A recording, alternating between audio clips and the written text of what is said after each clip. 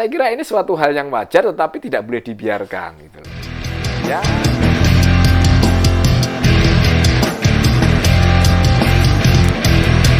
Halo para sobat, kita bertemu lagi di RH Channel.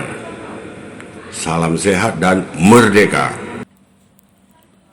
Kali ini RH Channel mengajak para sobat untuk menyimak ulasan menarik yang disampaikan Bung Rahmat Handoyo. Mengapa menarik? Ya, karena informasi sederhana yang disampaikan anggota Komisi 9 DPR RI ini menyangkut penyakit-penyakit yang bisa menerpa anak-anak kita di tengah pandemi COVID-19 ini. Ayo, kita simak selengkapnya. Baik, sebelumnya salam sehat buat para pemirsa dimanapun Anda berada, terkhusus sahabat RH Channel. Salam sehat buat kita bersama. Assalamualaikum warahmatullahi wabarakatuh. Merdeka. Teman-teman, saya hari ini akan mencoba menyoal isu yang ringan terkait dengan info sehat. Dari mana saya mengangkat isu ini? Ternyata saya dapat inspirasi untuk menyampaikan, bertukar pikiran kepada teman-teman semua itu berasal dari teman saya.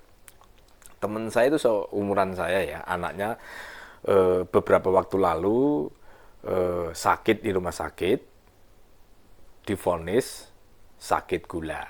Sedangkan tidak ada riwayat penyakit gula keluarganya. Masih sekitar usianya belasan tahun. Nah, tentu itu menjadi dorongan saya untuk mencari informasi. Nah, anak masih sekolah usia belasan tahun mendapatkan namanya ujian sakit gula atau diabetes. Nah, dari informasi ini saya buka berbagai literatur ya. Saya buka berbagai informasi, juga saya konsultasi dan diskusi dengan dokter yang kaitannya dengan ini kenapa ini bisa terjadi. Dan anehnya teman-teman sekalian, di Amerika Serikat di era pandemi ini ada yang aneh, ada yang menarik untuk kita diskusikan dan untuk kita sikapi bersama nantinya. Bahwa di Amerika itu peningkatan anak-anak di Amerika penyakit diabetes yang dirawat di rumah sakit itu meningkat 2 kali lipat, 100%. Nah, ini suatu yang harus kita sikapi. Saya kira kalau di Indonesia juga harus kita perhatikan. Jangan sampai ini terus berlarut-larut, terus kita terlambat mengantisipasi dan kurang mengantisipasi sehingga anak-anak kita banyak menjadi menderita penyakit diabetes. Ya, kita pahami bagi saudara-saudara kita, teman-teman yang masih punya anak-anak, ya saya kira pandemi ini berefek ke seluruh kehidupan, ekonomi, kehidupan, semuanya sosial bermasyarakat, termasuk pola hidup, gaya hidup anak-anak kita. Yang tadinya itu begitu habis sekolah main, sekarang terkunci tanda petik ya. Karena apalagi dengan bulan-bulan kemarin 1 bulan tidak ada yang anak-anak yang jarang yang keluar rumah untuk wilayah tertentu ya. Jadi ini akan merubah pola hidup. Yang tadinya main keluar rumah, sekarang hanya banyak dihabiskan di kamar, di dalam rumah dengan bermain gadget. Kemudian masuk kamar, kemudian makan-makan. Saya kira ini suatu hal yang wajar tetapi tidak boleh dibiarkan gitu loh.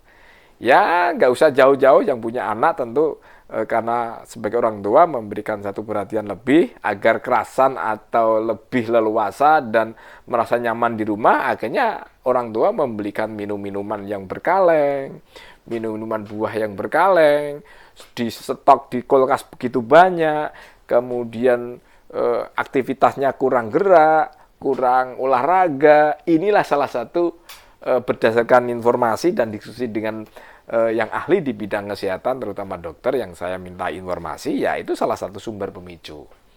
Diperparah dengan situasi seperti ini, pola hidup dan gaya hidup di pandemi ini kan kita hanya di rumah anak-anak kita.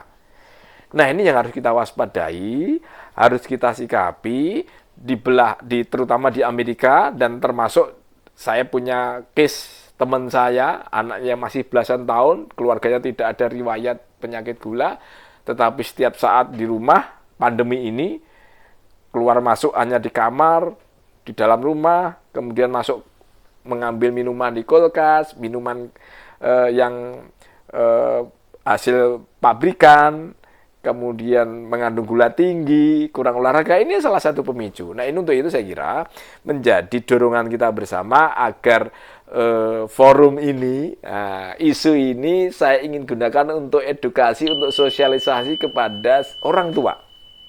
Kepada orang tua yang masih memiliki anak-anak, remaja maupun anak-anak yang masih di sekolah SD, saya kira kita harus kontrol yang ketat. Tidak ada larangan minum yang manis, tetapi kita harus batasi.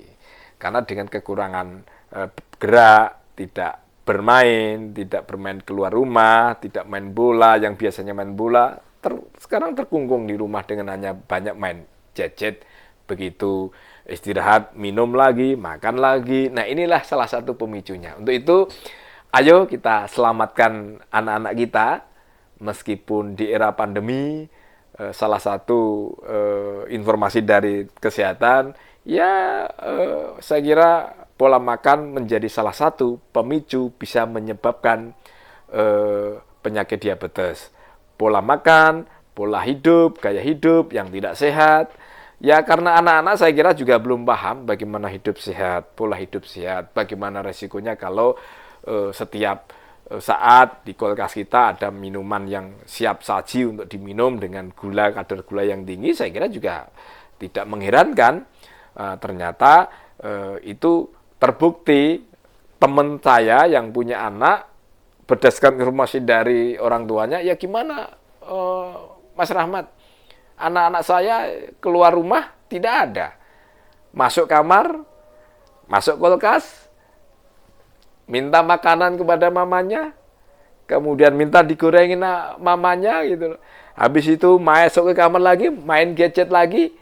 Ya, ini saya kira ini menjadi salah satu pemicu saudara-saudara atau anak-anak kita yang masih remaja, yang masih anak-anak itu mendapatkan ujian kena diabetes. Nah, untuk itu, ayo selamatkan anak kita, ayo selamatkan tunas-tunas bangsa yang akan menggantikan pemimpin-pemimpin bangsa, dan dimanapun nanti akan berkiprah, dengan kita ketat sebagai orang tua untuk hidup pola makan yang sehat, pola hidup yang sehat. Saya kira menjadi salah satu kata kunci yang paling sederhana. Silakan minum yang manis, tetapi juga harus terkontrol dengan baik. Tidak ada larangan minuman yang hasil pabrikan, tetapi kita harus bijak sebagai orang tua. Jangan sampai anak-anak kita, anak-anak Anda yang di rumah itu seperti teman saya, maupun di kasus di Amerika. Nah, ini harus kita sikapi sehingga kita bisa memberikan bimbingan pada anak kita bagaimana pola hidup yang sehat, istirahat yang cukup, kemudian juga paling tidak adalah pola makan yang sehat yang tidak bisa menyebabkan potensi-potensi penyakit diabetes. Begitu info sehat dari saya buat teman-teman RH Channel dimanapun Anda berada. Mudah-mudahan kita bisa selamatkan anak kita, penerus bangsa, untuk meneruskan generasi penerus bangsa kita yang di masa yang akan depan. Sampai ketemu di isu-isu yang lain, isu-isu yang ringan, isu-isu yang mudah kita aktivitaskan dalam kehidupan sehari-hari. Salam sehat buat kita semua. Jangan lupa selamatkan keluarga kita, selamatkan bangsa kita melalui protokol kesehatan dan pola hidup yang sehat. Terima kasih. Assalamualaikum warahmatullahi wabarakatuh. Merdeka!